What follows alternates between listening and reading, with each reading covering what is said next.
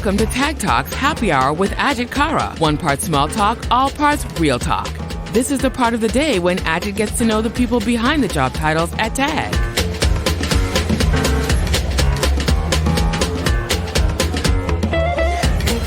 Hello, my name is Ajit Kara. I'm the Tag CEO for the Americas. Welcome to Ajit Kara's Happy Hour. I decided to do this happy hour because I believe, and many of my folks have heard me say this, that Tag's biggest asset is our people.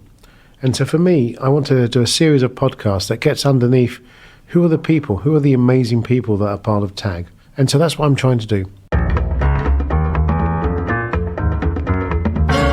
Today, I'm delighted to welcome Cynthia Ward.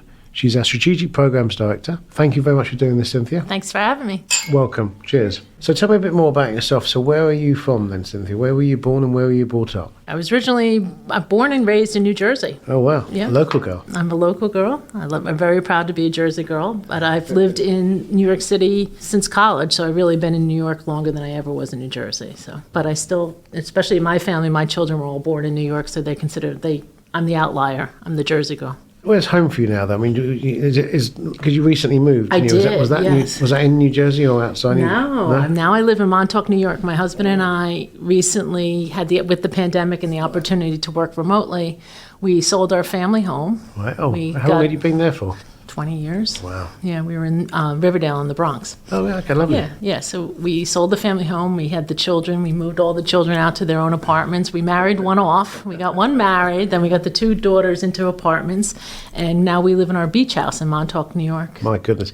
You know, it sounds like, Cynthia, where you organised the family structure, you got them all sorted. I am. And the beach house, that sounds amazing. It is really nice.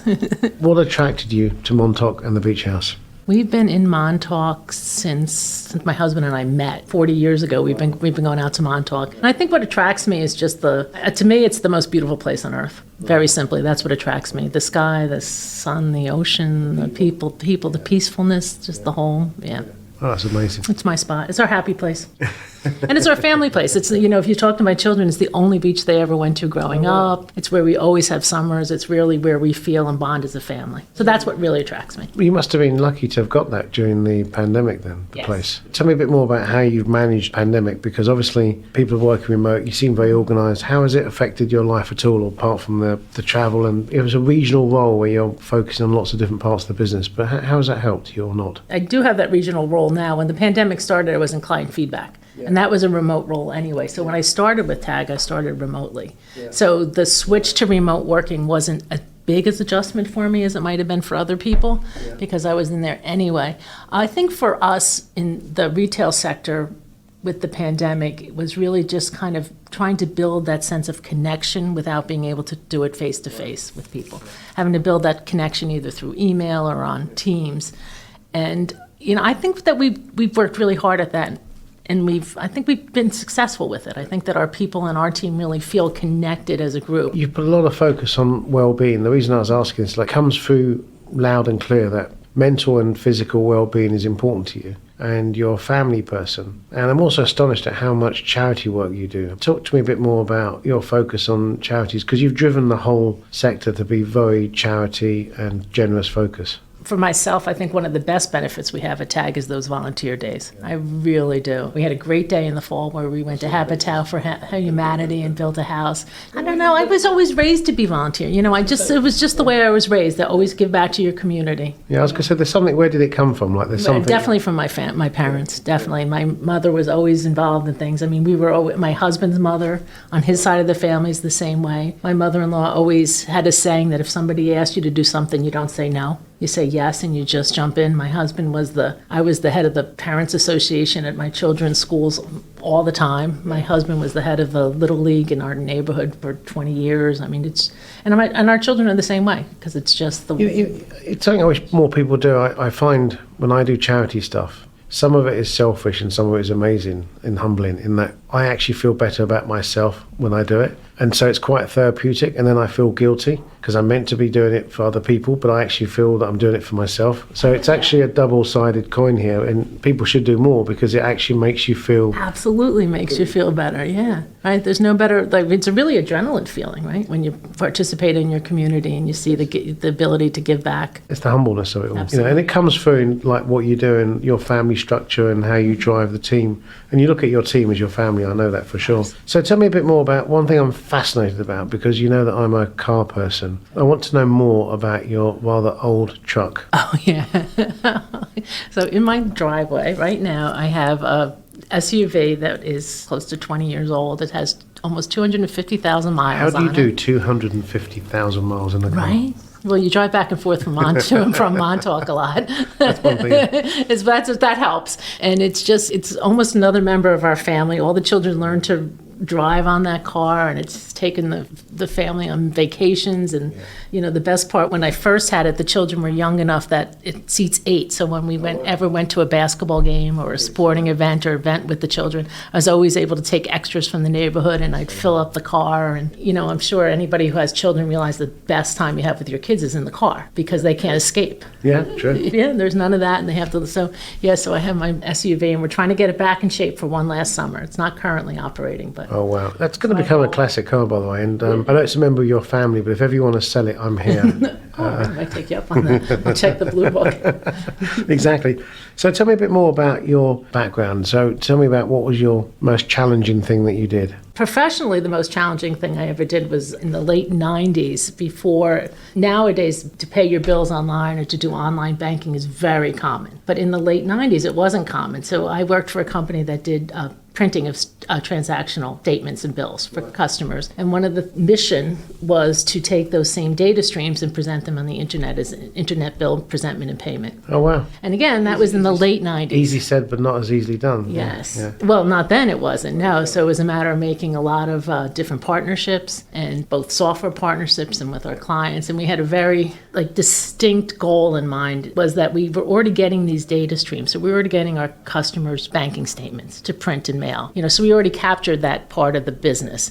And then to take that and to be able to present it for them. We could probably bore the audience and start talking about Zix and print setup files, and because I sort of come from that world, and I know You do, yes. the AS400s and how you would take the data feeds and set it all up. So I could probably... We were the Xerox. We were mostly getting Xerox data streams. Was it the 4500s and the 9700s? 9700s. I didn't realise that we had that much in common, that we could talk about that Highlight sort color. of stuff. Remember highlight color when that was big? There was 4 highlight colors. The 9400 was the infamous machine before. We've probably now turned off most of our audience, but that's interesting. And then, you also had a very senior role in a publicly listed company. That's quite a big responsibility. Yes, I was. I was the chief operating officer of this internet business for Vestcom. At the time, we were a public company. We'd done an acquisition of other independent service bureaus, and we did a roll-up. Right. It was called in those days. Is that one of the reasons why Lyndon and your team depend on you? Because you have such a variety of skill sets. Did that come from the fact that that's quite a big role, it's quite a publicly listed company, it has lots was that a foundational thing for you, being exposed to all of the things that happen? Absolutely. And not only just the public company, but the fact that I've always been in strategic positions. So I've always been able to to be able to step away and take an operational and strategic look. Because before that, I did operations. I've done operations, I've done strategy, I've done marketing, I've done business development. So there's something about, and it's maybe where I come from, when you start in print,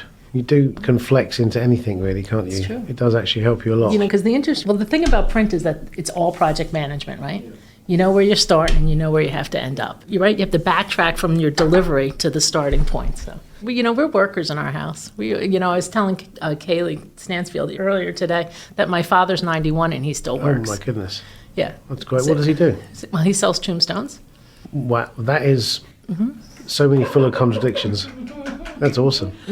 And he's 91, and my brother just got a new job. He's just took a new job with PwC, and he's 63 years old. And I was kidding. Well, with our father, he's only midway in his career. Yeah. So we're workers. We like to, we like to stay busy. I bet your father's the top salesman because he must sell a lot of tombstones. People.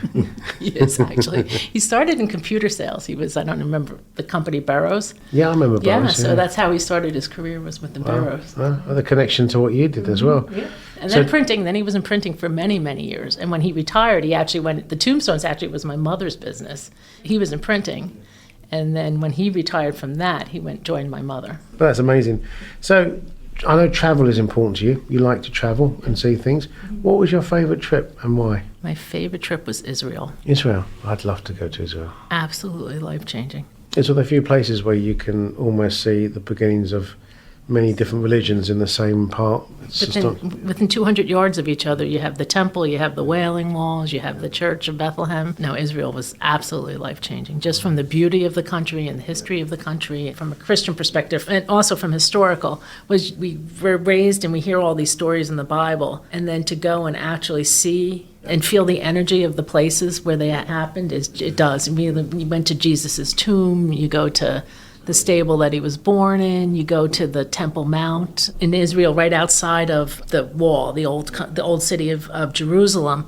There's a path. It's called the path, Jesus' path, walkway, and you walk in the stones. It's the same. They know he walked there. Just to see history come alive. It's more than what you read or see. You can actually see it. One of the things that's interesting, and people probably don't know it, but most of the things that you read about in the Bible, when you actually go to Israel and see them, they've built a church over them. So the things are even like, there's a church over top of everything, so which is interesting. You don't know that, but it's true. You go there and everything is much closer together than you think. It's very, Bethlehem is really on the outskirts of Jerusalem. From a cultural level, it's very interesting to see how the divide in the culture, the Israels and the Palestinians, that's very interesting. When you go into Bethlehem, Bethlehem, you have to go through a wall. Yeah. Did it affect when you came back, or did it make you a firmer belief or change your perspective in any way? Or I don't know if it changed my perspective, but it definitely deepened my. That's a good word, deepened. Yeah. It definitely deepened my faith, and I didn't consider myself a doubting Thomas going into it, but to go and to listen to the stories of the Bible and to actually have been where they took place, does deepen your faith. It's definitely on my bucket list. Interestingly, we talked about, you talked about the church being built over and, the history around that piece. Rather inappropriately, I love history, but one of the things I'd love to be locked away in one day is the Vatican archives. Because can you imagine the historical history that is in the Vatican archives? I would love to be lost there with a bottle of wine and some bread and be allowed to run loose in the Vatican archives. I would genuinely, my mind boggles at what is hidden there or what is written there or what is seen there. That would be my, that's on my bucket list, but I suspect I may not be able to give permission to that. That's my second favorite place would definitely be, again, it's the history, the culture, just the beginnings of our civilization. It's just... Well, I totally agree, and I love that place. When I was in India, I think what moved me was, and again when I went to China as well, that you go to some of these ancient civilizations, and when I was on the in some temples in India, and they're saying that this has been a temple, and it's been a temple for 11,000 years, and you just think people have been. It's the same. It looks the same, treated the same way for 11,000 years. And then when you go to places like China, and you're on the Great Wall of China, and I walked a section of it, and I'm thinking, how did people build this? Human imagination. I remember you telling me that you swam with the sharks. Oh, we did on our honeymoon. Was that in Israel or was it somewhere else? No, that was in Bora Bora. Oh, Bora Bora. Yeah, never doing that again. I was young. Young and foolish. Young and foolish. We got in the water and the name of the tour was Swim with the Sharks. I don't know why I expected not to see sharks circling me, but yeah. In my head, all that was going through was the theme music of Jaws. Exactly. Is that the same for you? Yeah, exactly. I got out of that water so fast. And I was told that these sharks are almost vegetarian, like they never attack people, but you still can't help but panic a bit. No. I have the same thing with snakes. I don't like snakes either. No, you and Indiana Jones. Exactly. Well, I'd like to think I look like him, but I clearly don't. Yeah. The mirror, maybe. Exactly. So talking about if you inspire you're an incredibly inspiring individual yourself, but who inspires you? I think anybody who speaks up for themselves inspires me. And I think that's inspiring when you're strong. Honestly, I think Deep Dee's very inspiring. Right now, she's one of my real inspirations. I think to see a woman in her role in TAG, I think raises all the women in the business up. Yeah, I hope she never listens to this because I don't want to give her any credit, but she's incredibly inspiring. And works incredibly effectively and hard, and is a big impact. And sets to the business. example. Yeah, Sets she really a great does. example for other women. I think that's really important. As you know, I'm huge on changing the dynamic, and it's great to see people like Deepti and yourself making that happen. Thank you.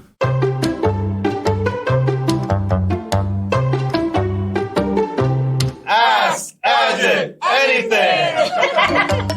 You've been wonderful to talk to. Thank you. Me But too. Enjoyed is it. there any questions that you have for me? I do have a question for you. So we talk about family, and I know that you're very much a family man. And one of the things that we both have in common is we both have 2 daughters that are in New York and just starting out in their careers. So my question for you would be: is what are the kind of things they ask you? I mean, what is the kind of advice that they come to you for? Well, it's a good question. Interestingly, advice less now, more advice, telling me that I'm doing things wrong, so it kind of changes around. But I think when we do have spirited family discussions, which I guess is kind of advice, I think it's the thing that I'm providing them now is perspective of experience. So mine are, I think, about the same age. Mine are 28 and 26, so there's not a lot that I can do now to change who they are, and I wouldn't want to. But I think what they get from me now is when we talk about current political or economical or social issues, they come with it, appreciate a very young perspective and a very sort of, including environment. They come with a perspective that is just zero tolerant, which I adore. Especially in women. Especially in women, by the way. I'm really admiring in women, yes. Exactly. And then so my job is to just give them the benefit of experience and things that I've seen in my lifetime, etc. And that's the only thing I can do. I'm not sure I'm advising them on things to do anymore. If it's the other way around. And if I'm honest, if I am improving as a person to this day, it's probably because of the influence that they continue to provide me. They're pushing me to become vegetarian. I'm hanging in there, by the way. I'm not going to become. But I am eating a lot less meat, chicken and dairy because of them. So they're pushing me in small increments to where they want me to be. So reverse answer. I think they're influencing me more now than I've influenced I them. think that's a good answer. I know. I would agree. I see the same thing with my children as well. Yeah, they're definitely the better of us. Yeah. Cynthia, you have been fantastic. You are not only an amazingly warm person and someone that has such variety and experience, but the impact that you have to people, our culture, and the way that you drive things forward is clear to see. So thank you so much for what you do. I really love that you started the people are our best asset. We have the best people. We in this absolutely do. company. And you're one of them. Thank Cheers. you. Cheers. Join us soon for another episode of Tag Talks Happy Hour with Ajit Kara and learn more about the people behind the job titles at TAG.